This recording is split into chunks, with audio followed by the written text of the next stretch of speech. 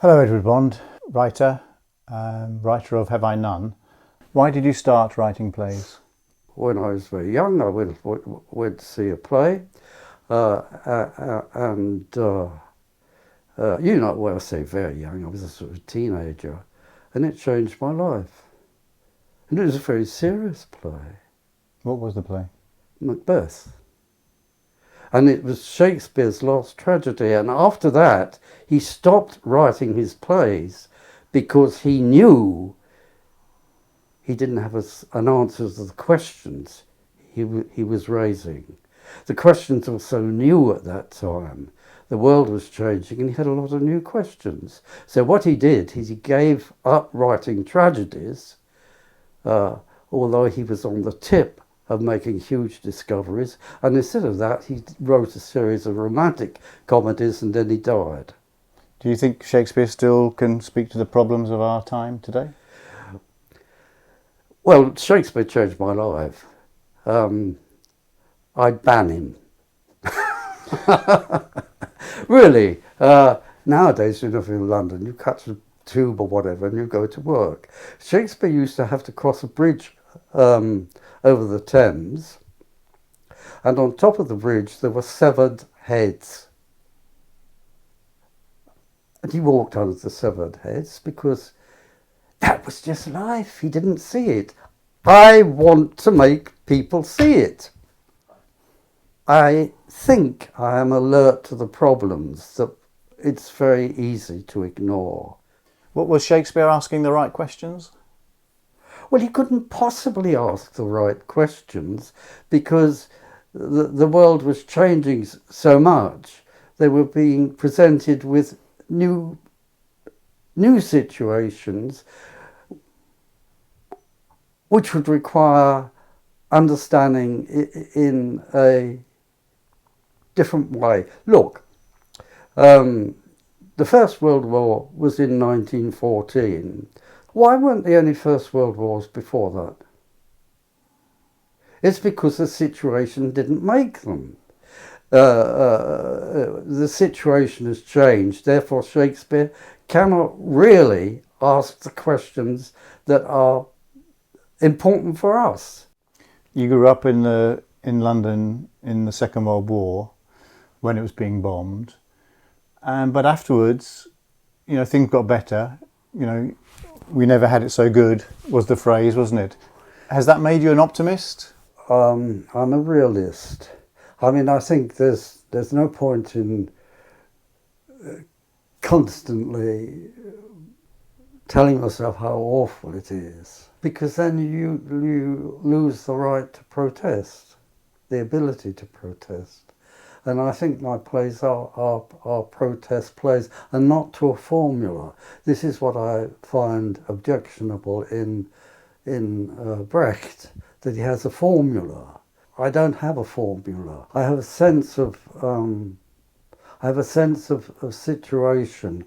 What I can do, I think, is I can put myself or get taken into a situation, and I can record what it's like and find, and then the words will be given to me. I don't have to say now, blah blah blah blah blah. You put yourself in a situation, and then hopefully the words would be there. That's how you write your plays, is it? You put yourself into a situation. You imagine yourself in a situation. I think imagination is a dirty word. I don't like it. I think more people have been damaged by imagination than by than have been helped by it. That seems an odd thing to say, because otherwise, because it seems that you're just reduced to something literal. But Have I None seems to be about the imagination. I don't think. Well, I wouldn't use the word imagination for it. It is seeing. Well, I read Have I None last night because I'd forgotten it. I read it and I found myself laughing. You know, so where did that come from? Well, I wrote it. There are different ways of surviving. What I want to do is alert audiences to the dangers of what we're doing, because it's totally unprecedented. The world has changed so much. There have been people and animals in the universe for millions of years, and suddenly in the last 200 years, this catastrophe has happened that we're industrializing everything. And that means the radical changes that we're not prepared. I mean, really, not physically, emotionally, intellectually, and so we're not prepared to deal with what's happening to us. I make a distinction. There are two forms of drama. One form is entertainment. TV, for instance, or films are very powerful. The Greeks had nothing like that, and we remember their plays. We're still influenced by it. Why was that? Because they came out of a war and said we're going to create something called democracy. It was totally different. Now, we do not live in a democracy. We live in a very corrupt society. And it is corrupt if you have multi-billionaires and children starving because they can't get food. That's corrupt. And I don't want to be patronized by that. I want to say what it is. I don't want to do that offensively because that's not any good for anybody. So what I say is, well, look, drama is really at the moment it's shut in a little room. You can go and watch it on TV in your room because it's actually written as if the world was a little room. I try to write plays that are about the world. There are two sorts. You can have a play that's about the world, and you can put it on the street corner, or like The Room in Have I None. But TV, it's a lie, and I think our culture is just one big lie, and it is very dangerous. What I was dealing with is not the problem of the room, but the problem of the world. And I want to bring the world into that room, whereas really what our cultural industry... I just once... I'd criticised what happens in the West End, which is appalling. I mean, really deeply, deeply, shockingly bad and irresponsible. And, faced with the crisis we've got, everybody's got to have entertainment. What does that mean? They don't have to have entertainment, and it doesn't help them to solve their problems. You don't go to a hospital to be entertained.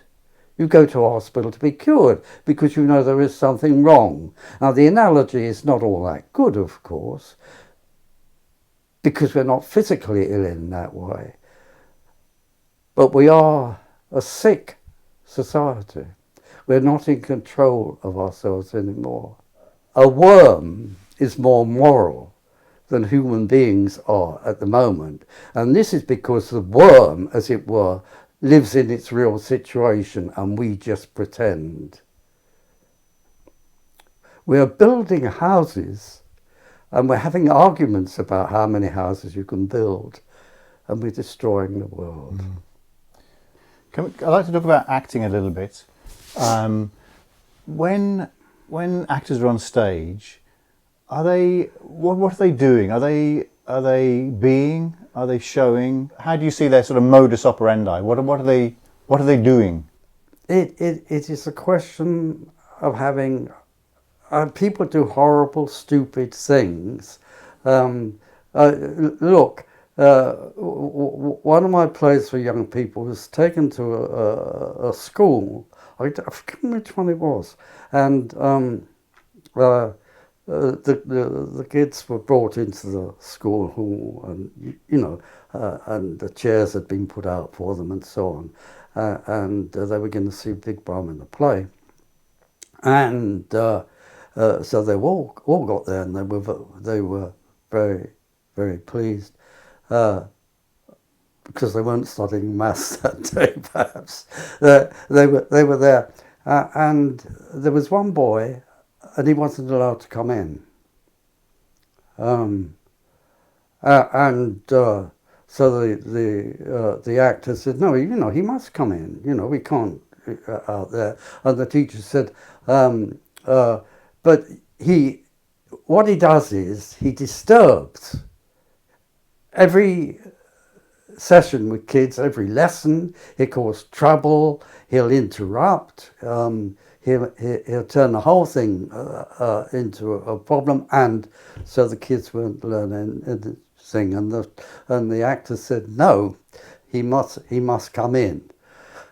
Being good actors, they want the largest possible audience, and and so he was let in, and he sat through the play with in total silence, and it was unique. And uh, uh, and afterwards, I wasn't there, but I'm told he didn't say very much. But what he said was useful and valuable, because he was watching the play. No, because the play was listening to him. It's the other way around. The play was listening to his problems, and for once he could talk to somebody, even though it was silence. So it breaks all the rules of communication. There aren't really any lessons that you can teach somebody. This is how to be human. All you can do is listen to that person. And that's what drama has to do. It has to listen to the audience. And if I go back to this question of what is good acting, then it is because the actor has the ability to listen to the audience, to know that she can communicate to the audience. And that means you mustn't lie. You mustn't lie to yourself. So all those answers seem to be very vague. It would be nice if there was a technological answer. But there isn't, because we're not machines. So, I write plays that I would like to think, I would hope, that would give the audience the ability to understand their problems better and to understand themselves.